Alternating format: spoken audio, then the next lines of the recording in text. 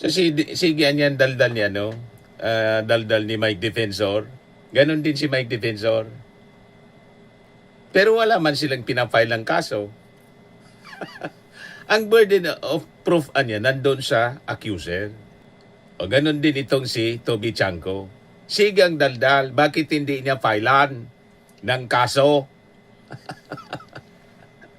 Siya mag-file ng kaso. O di ba? Kahit nga po yung ICI, walang rekomendasyon na ganon. Kasi wala man pong nakita. Talaga niya, Mr. Maravillas, pilit na dinidikdik si Martin Romualdez.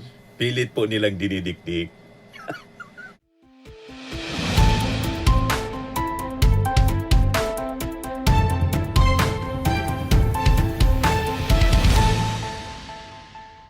Hello po mga kababayan, si Dante Maravillas. Binakbakan po ni Tingog Party List Representative Jude Asidre yung pinapakalat na fake news ni Nabotas Representative Toby Chanco na yung ICI, Independent Commission on Infrastructure, pinapakasuhan si Martin Romualdez. Sabi ni Asidre, wala man anyang ganyan. Ayan po, Asidre, docs dispel Chanco claim of ICI seeking cases versus Romualdez. Wala man talagang ganon mga kababayan ever since. Walang ganon na recommendation po yung ICI laban kay Martin Romualdez. Talagang pinipilit ni Toby Chanco. Ganon. Walang direktang testimonya mga kababayan. Laban kay kay Martin Romualdez. Kahit yung mga 18 Marites. Yung ex-Marites, mga kababayan, yung mga sabing Marines. Yun mismo yung sabi ni ni NBI Director Attorney Matibag. Ito, pakinggan ninyo si Attorney Matibag mga kababayan sa interview ng mainstream media. Tandaan po natin, the burden of proof always lies to the accuser. Ito yung dapat itandaan dyan. So gusto po nila ipatawag namin kaagad yung mga pinangalanan. Pinabanggit niya po si former Speaker Martin Romualdez. Hindi naman po ganun yung sistema. Sa ngayon po base doon sa aming pag-i-interview, wala pong direktang testimonya na nakita nila yung tao o ibinigay doon sa tao. Ang sinasabi lang diba? palagi, sa bahay nito, sa opisina nito, nakita namin binilang yung pera, nagatid kami ng maleta. Yung mga litrato po, hindi ma-identify kung sino ang kumuha ng litrato at kailan kinuhaan.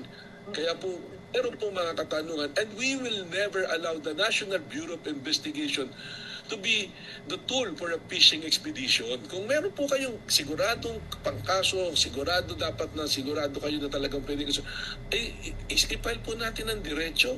Kagaya po, naririnig ko si Congressman Mike Defensor. Tira siya ng tira. Meron, mga nakawan, mga magnanakaw si ganito. Tanong ko lang po, meron po ba siyang pinay kahit isang kaso sa mga inako sa inyo magnanakaw? Tandaan po natin, the proof always. So sige yan daldal ni daldal ni Mike Defensor. Ganon din si Mike Defensor. Pero wala man silang pinafile ng kaso. Ang burden of proof nandun sa accuser. O ganon din itong si Toby Chanco. Sigang daldal, bakit hindi niya filean ng kaso? Siya mag-file ng kaso. O di ba? Kahit nga po yung ICI, walang rekomendasyon na ganon. Kasi wala man pong nakita. Talaga niya, Mr. Maravillas, pilit na dinidikdik si Martin Romualdez. Pilit po nilang dinidikdik.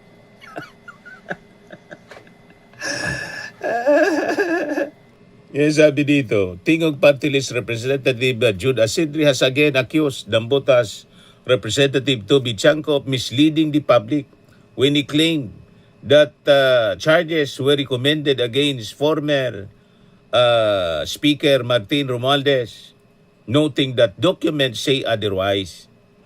Sa kanyang statement mga kababayan, ayon kay Asidre, that the documents niya handed over by the Independent Commission on Infrastructure to the Department of Justice did not recommend charges against Romualdez.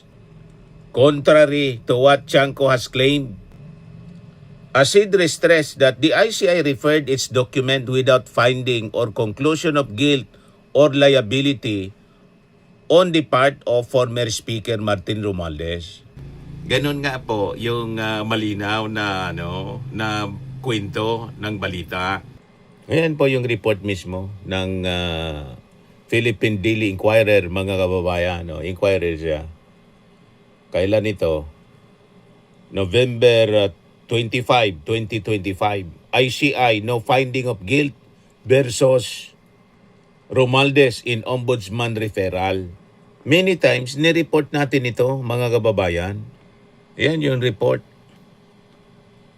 Former House Speaker Martin Romualdez Camp said the Independent Commission for Infrastructure Referral to the Ombudsman, which was issued with no finding of guilt against him, affirms their confidence in the probe body's impartiality in handling the case. Adi Fajardo, Romualdez lawyer, delivered his statement and a video sent to the media on Monday morning. His statement came after they received a copy of the ICI's November 21 referral to the anti-graft body. Based yun sa official document, mga kababayan, na sinabmit ng ICI, pilit na binabago yung kwento ni Toby Chanco sa mga interviews niya sa media. Kung gigil na gigil ka, Toby Chanco, kay Martin Romualdez, bakit hindi ka na, ikaw na lang ang mag-file ng kaso? Ikaw na lang. Kung may nag-gather kang ebidensya laban kay Martin Romualdez, may kakayahan ka naman na mag-file ng kaso. Bakit laging interview lang sa media? Malinawan niya, Mr. Maravillas, na propaganda lang. Ganun na nga po. So yun ang hamon sa'yo. Bakit hindi mo nalang file ng kaso kaya? Si Martin Romualdez, tapos isabit mo na rin si PBBM.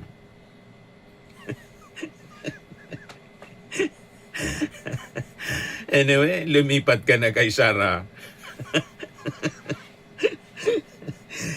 Bakit hindi mo na lang gawin na kayo yung mag-file mismo para makontento ka? Hindi yung puro ikot sa media.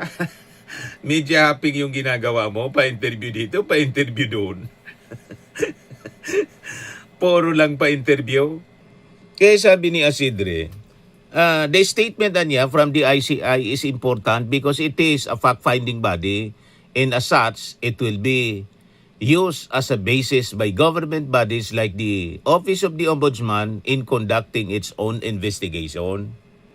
First, the ICI is a fact-finding body created under Executive Order Number 94, mandated to recommend the filing of appropriate cases before the proper authorities.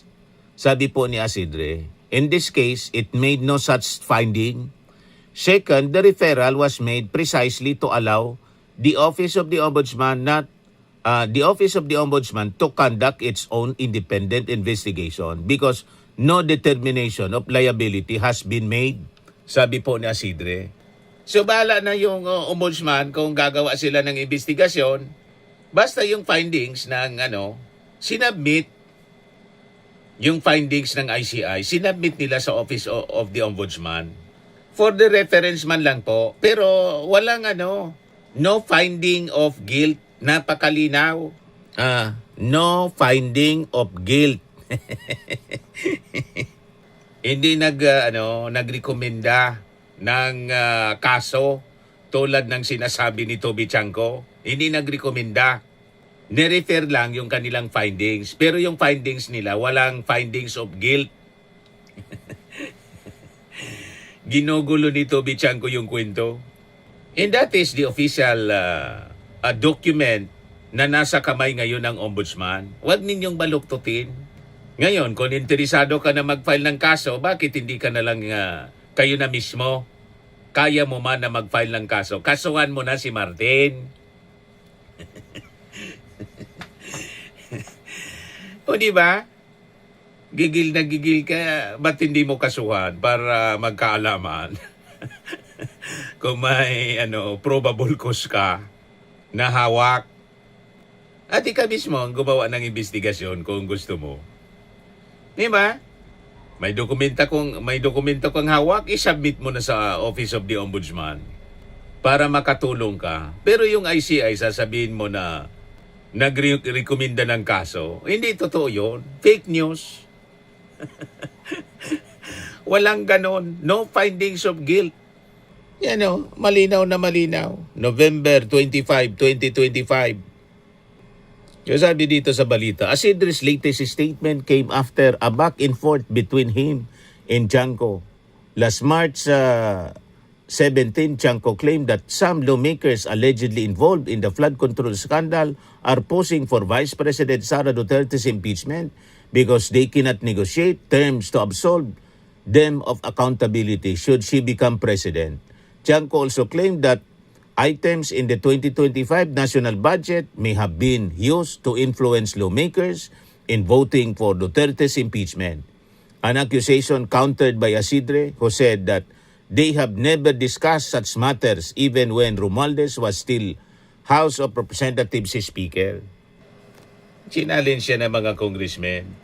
Kung may bribe niya na nalalaman ka, pangalanan mo sino yung bribe. Wala man siyang mapangalanan. O, di ba? Para i-impeach si Sara Duterte. Puro propaganda, mga kababayan, yung nalalaman ni Toby Chanco.